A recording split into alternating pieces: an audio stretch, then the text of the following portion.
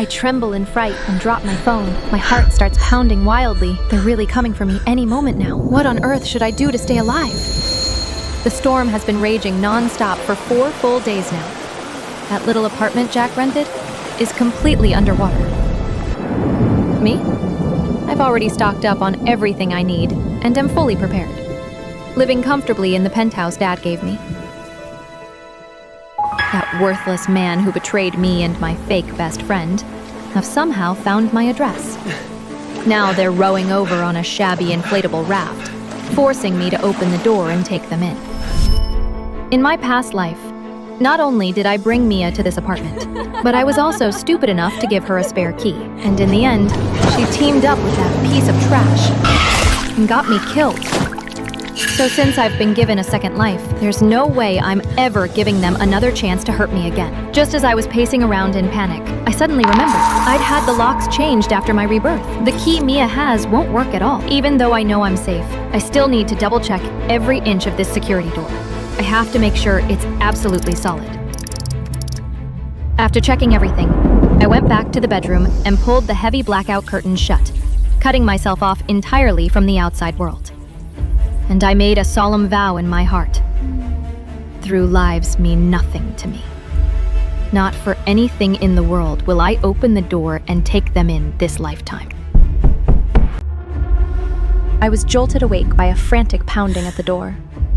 I know full well it must be those two. I creep barefoot over to the front door and peer through the peephole. There they are, Jack and Mia, standing right outside the door, both of them soaked from head to toe. Jack is banging frantically on the steel door, shouting for me to open it, his face filled with anxiety and panic. Open it! Chloe! Open the door!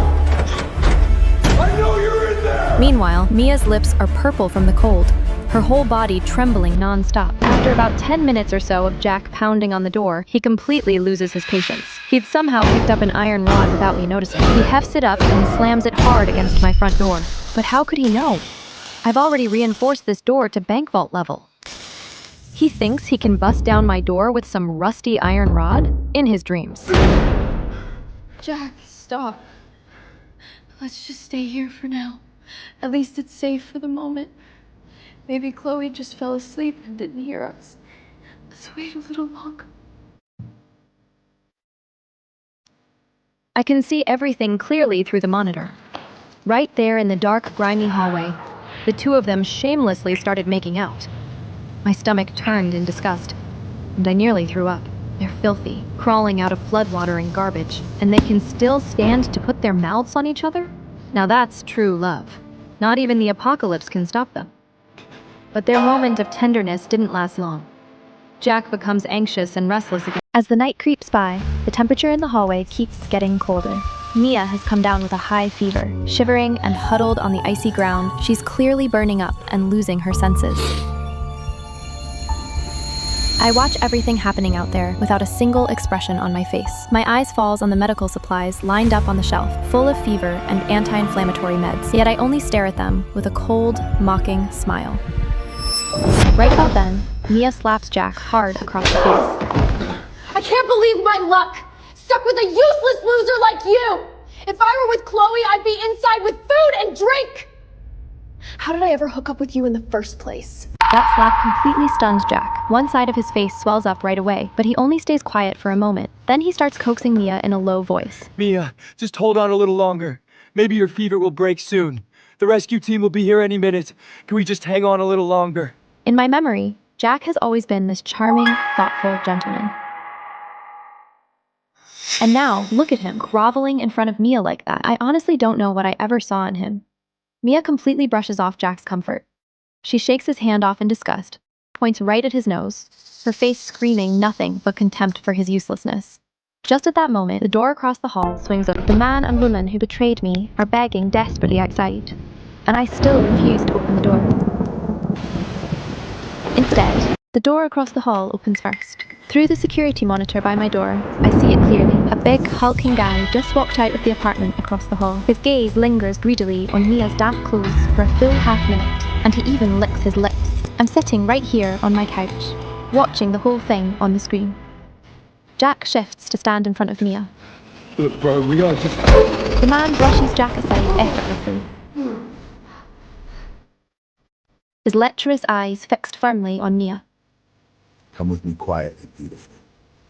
I have got all the good stuff inside. Food, medicine, hot water, and a nice comfy bed. Stick with me, and you will live in comfort. Far better than freezing to death out here in the hallway.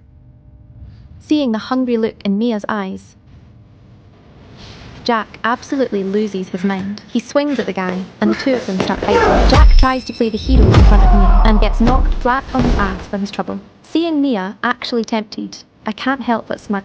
This is the best friend who was always jealous of me and stole my boyfriend. And underneath it all, she's still just as greedy and selfish.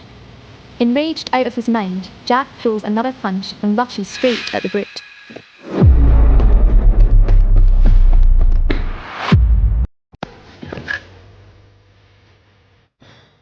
But unexpectedly, Mia tells Jack to back off, then lets the big man hoist her onto his shoulder and carry her into his luxury apartment without hesitation. Jack can't believe his eyes. He stands rooted to the spot, like a statue.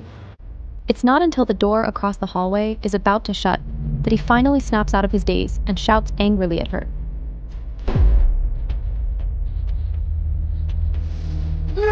At that moment, a ruthless glint flashes in Mia's eyes before she speaks without a shred of mercy. Out there, it is nothing but storm and flood. As long as I can survive, nothing else matters. The big man slams the door with a loud bang, and in that pitch-black hallway, Jack is suddenly all alone. I watch his pitiful state with cold eyes, not a trace of sympathy in my heart. All I feel is the sweet satisfaction of revenge finally served. Not after long, the rich scent of steak wafts out from inside the room. Jack, who's already starving, can't take it anymore. He actually knocks on that brute's door. His voice is low and begging as he pleads outside. Bro, just throw me some food! Anything to keep me alive! I was wrong. I should not have swung at you like that. Please, just have some pity on me. Give me something to eat. My girlfriend's family is rich. I will have her send you a ton of money, right now! Hearing what he says through the monitor, I let out a cold laugh. Even at a time like this, Jack is still trying to squeeze something out of me. But no one inside paid him the slightest attention. Instead, sounds of laughter and teasing between a man and a woman, along with suggestive murmurs, drifted out from behind the door. Jack figures out immediately what's going on inside. His already hopeless face twists with rage and humiliation. He shakes with fury, veins bulging on his forehead. Then he picks up that iron rod and starts banging on the door, 100 times more vicious than when he was hitting my door. The sounds coming from that apartment just keep getting louder. Jack's last mental defense completely crumbles, and he drops the iron rod in utter dejection. I'm sitting here, nice and steady, at my dining table, eating popcorn and drinking Coke, watching this whole drama show on my monitor. Honestly, this is more intense and entertaining than any TV show. Thinking back on my past life, Mia was jealous of my wealthy family and my good-looking boyfriend, so she just snatched Jack right away from me.